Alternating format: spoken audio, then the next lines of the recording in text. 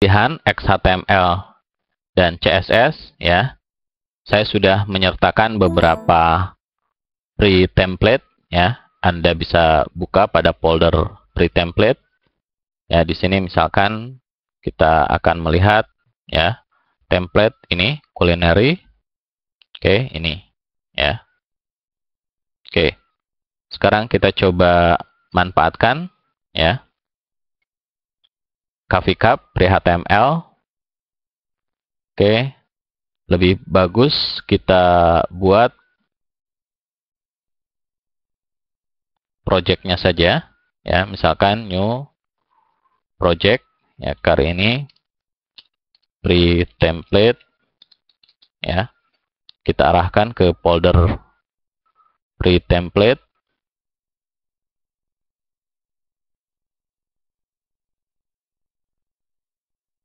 Oke, ini kita oke, ya, seperti ini.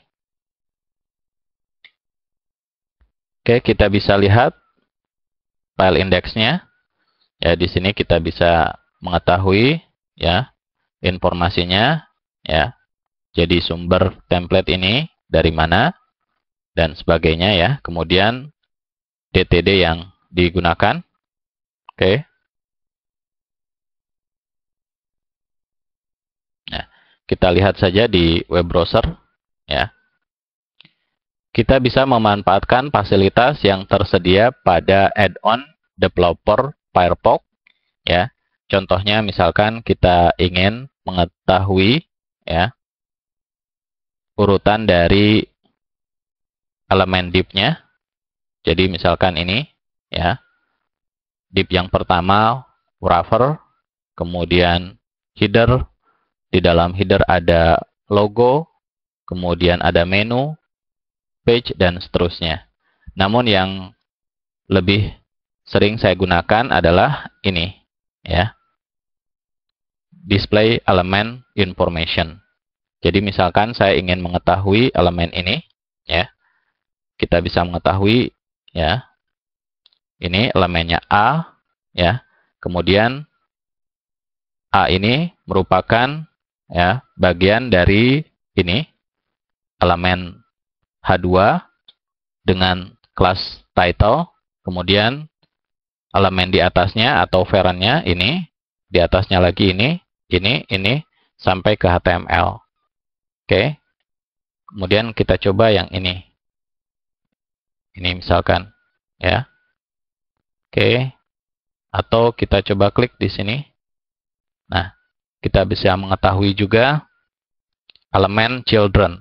Ya, misalkan ini adalah elemen div menu, ya, memiliki children-nya UL. Oke.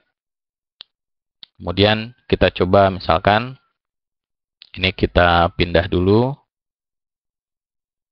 Nah, elemen di sini misalnya. Ya, ternyata elemen ini merupakan bagian dari list item pada elemen UL, sidebar, dan seterusnya.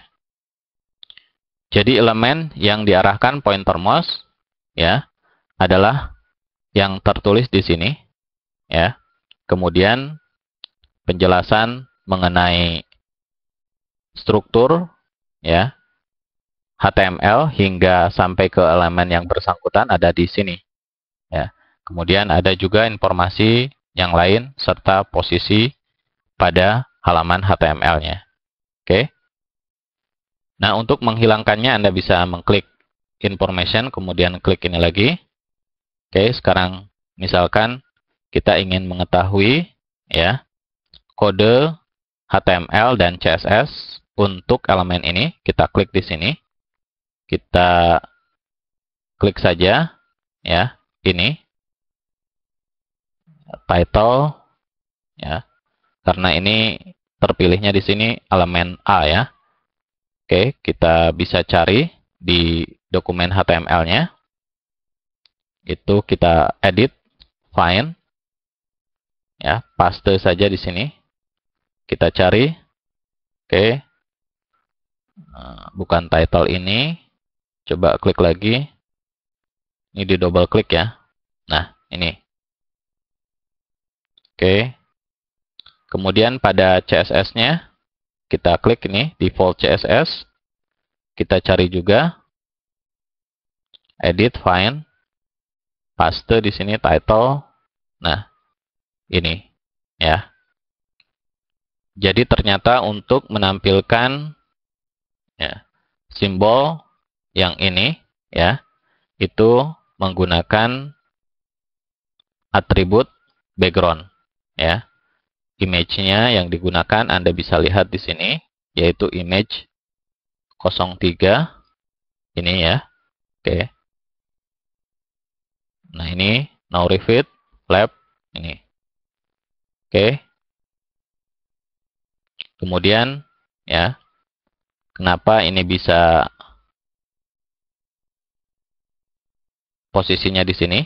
Ini karena ini, ya, pada CSS rule ini, padding untuk kirinya 40 pixel. Oke. Padahal seperti yang pernah kita pelajari, untuk menampilkan seperti ini, ya, kita bisa saja menggunakan ya, sudo element before. Oke. Jadi itulah ya, seperti yang sudah saya sampaikan, ya. Tampilan akhirnya bisa sama, tapi tekniknya bisa saja berbeda. Jadi Anda bisa mengoprek ya file HTML dan CSS ini ya untuk mengetahui logika penggunaan CSS rule yang ada ini ya. Namun supaya tidak mengganggu file aslinya, lebih baik Anda save as ya. Misalkan file HTML-nya dengan nama yang lain ya. Misalkan oprek ya. Kemudian nanti file CSS-nya juga Anda save as juga ya, misalkan seperti itu ya. Tentu saja nanti Anda harus ganti di link CSS-nya ya menjadi file CSS yang tadi ya. Anda bahkan bisa saja ya membuat file CSS yang berbeda. Ini salah ya, menamainya oprek.css ya. Tadi lupa ditambah .css-nya. Namanya juga proses belajar, tak ada salahnya Anda meniru dulu.